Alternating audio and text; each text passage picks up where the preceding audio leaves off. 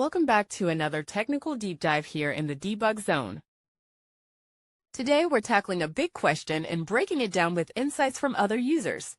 Hopefully this clears up some misconceptions and helps you get the answer you need. So buckle up, stay a little curious, and let's jump right in.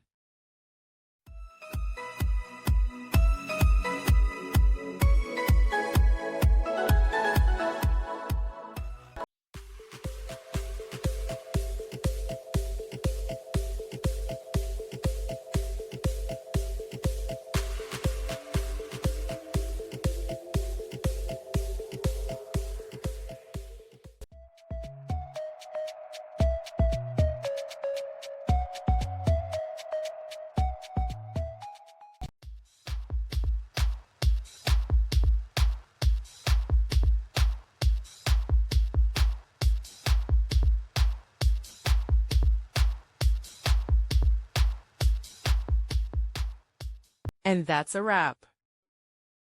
I hope you found the answer you were looking for. If you did, take a second to hit that subscribe button. It really helps out. And let me know in the comments which solution worked best for you. See you next time in the debug zone.